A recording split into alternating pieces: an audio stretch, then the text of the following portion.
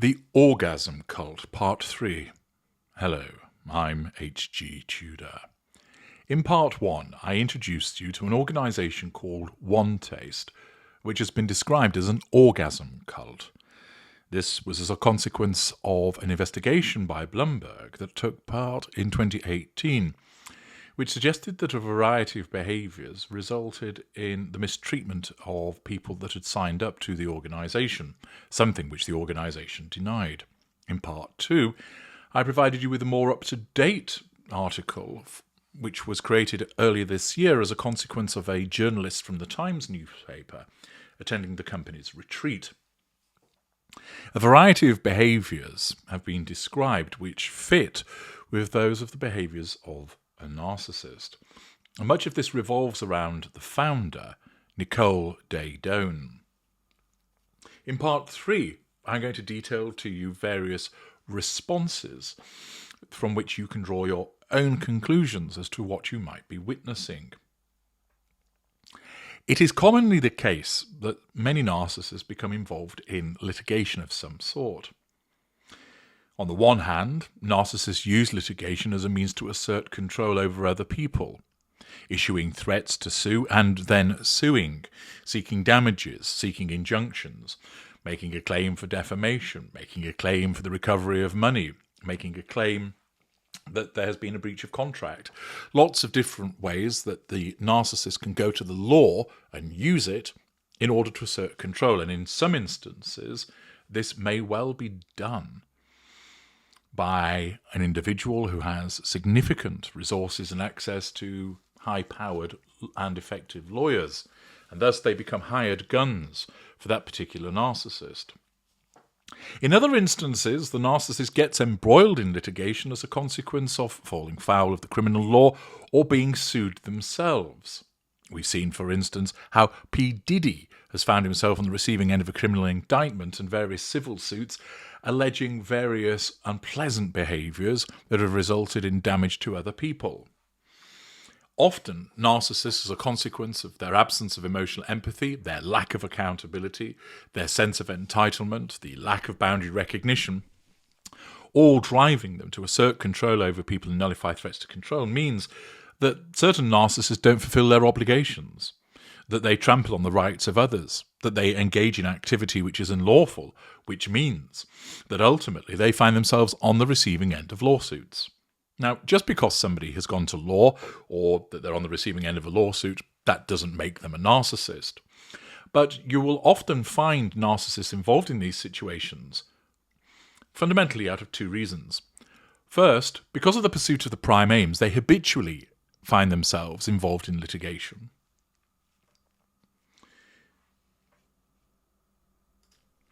And secondly, because they don't actually look to resolve the matter in the way that somebody else would, but rather because the claim of the other person or the refusal of the other person to give in to the claim of the narcissist amounts to a threat to control, rather than look at compromise or settlement, the narcissist keeps on fighting, even when the evidence is against them or the evidence doesn't support their claim.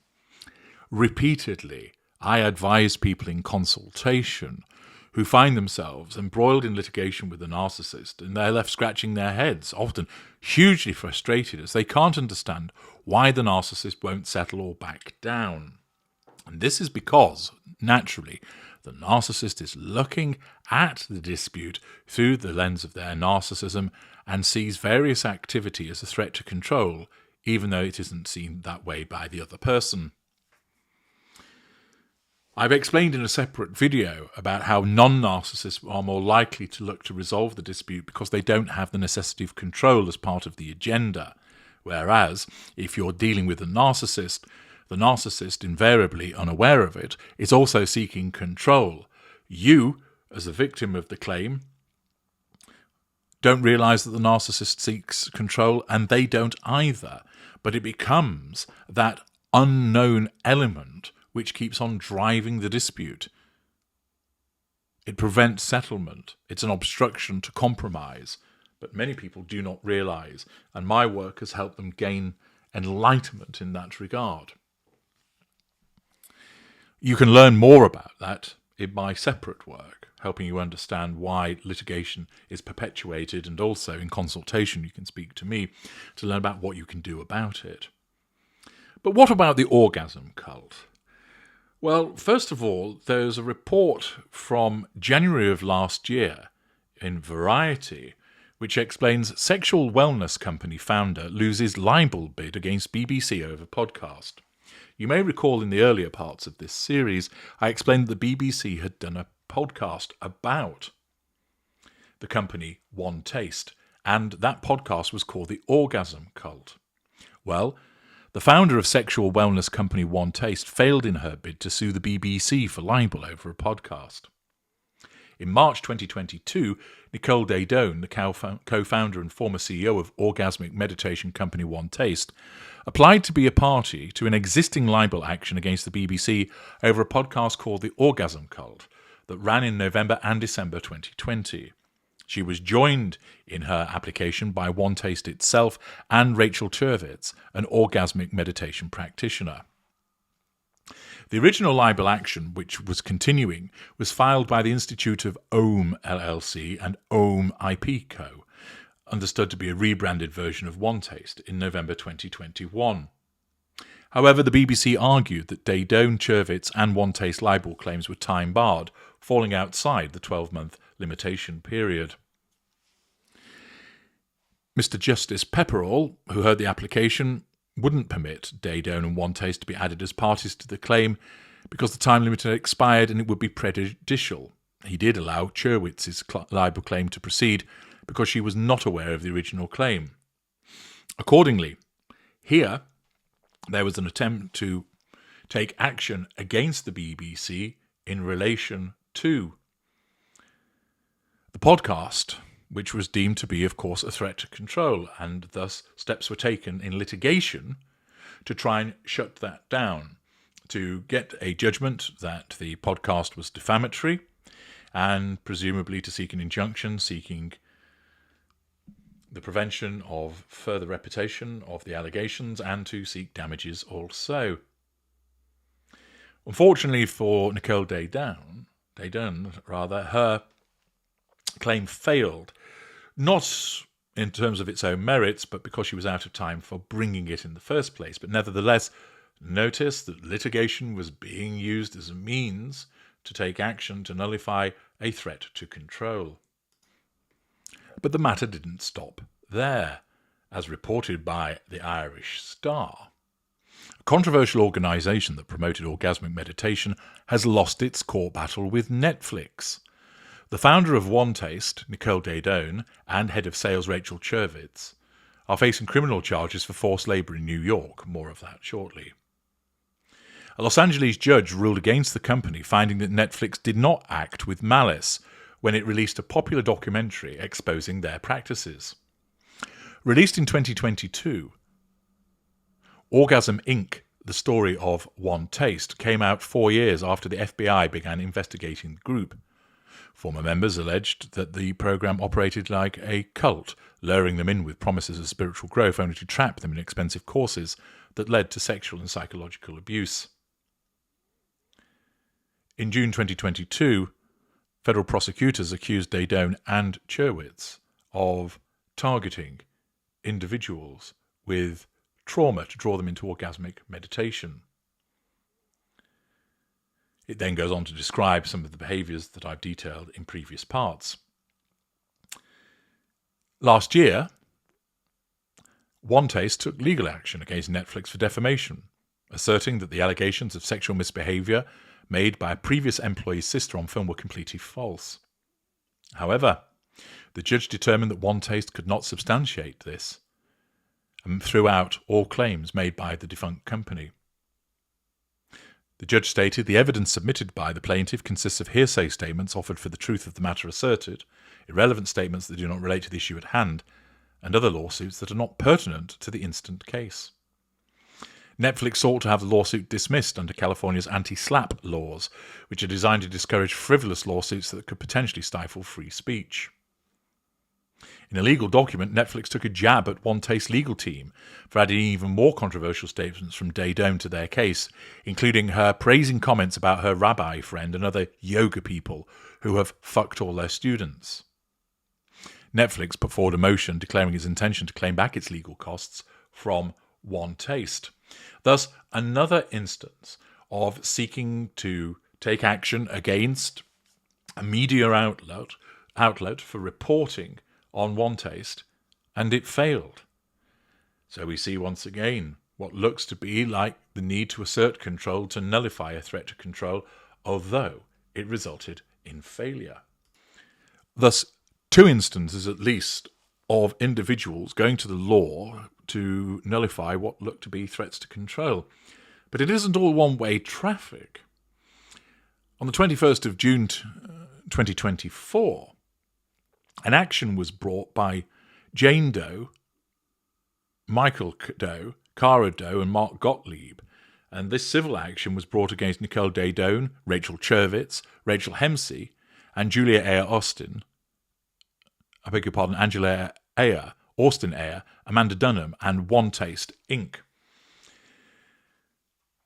Essentially, the plaintiffs are former members of the One Taste organisation.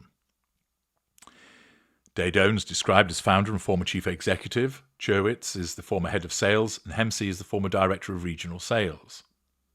The crux of the complaint is that the defendants committed sex trafficking, forced labour, and human trafficking violations in the course of operating One Taste.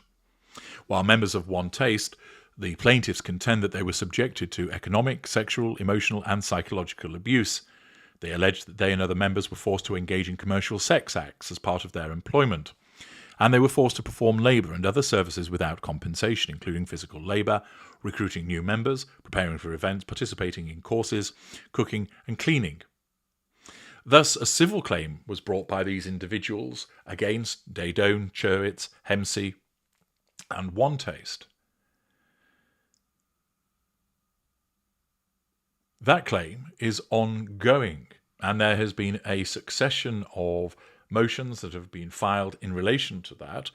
But notice that the behaviour of the defendants is such that it's potentially generated a legal liability. No judgment has yet been found against them, but once again they find themselves embroiled in litigation.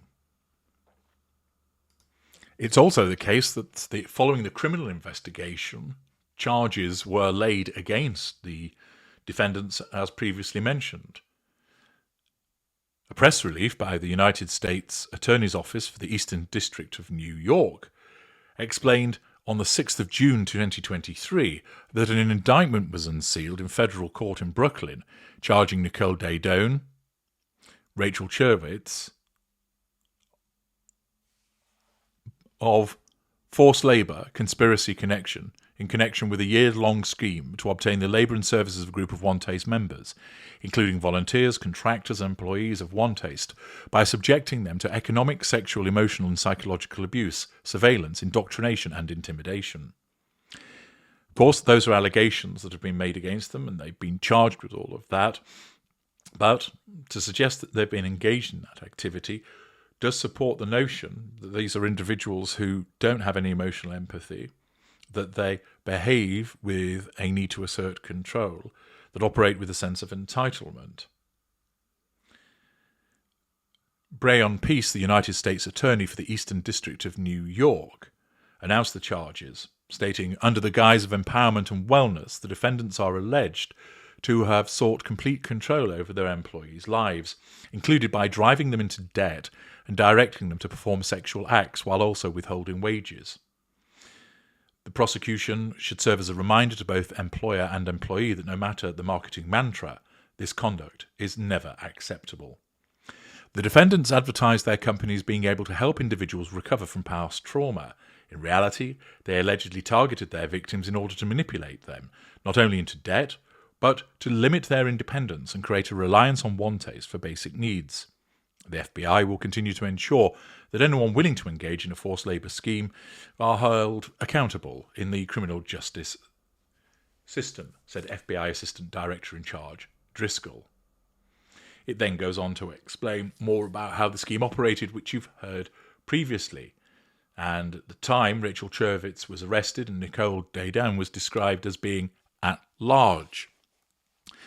They have therefore found themselves on the receiving end of criminal indictments, and bail was obtained in relation to Desdain, and the matter is proceeding. But yet again, two names that are involved in litigation. In two instances, at least, they have sought to take legal action against people that have exposed their practices and criticised them, and then they've found themselves on the receiving end of a civil claim which arises out of substantially the similar allegations that the criminal claim has been brought. The fact that there is such involvement in litigation does tend to support that these are individuals that have an habitual and innate need for control, that they operate with a sense of entitlement and lack accountability for their conduct. I make it clear, of course, that in relation to the civil claims, no judgment has been obtained and the criminal cases are pending. But the content of the information that's been provided by Bloomberg and the experiences of the reporter from the Times, along with the announcements that have been made and the litigation, all point to a particular picture that, once again, where there's a cult, you'll find that there's at least one narcissist involved at the head of that organisation driving its behaviours. What do you think?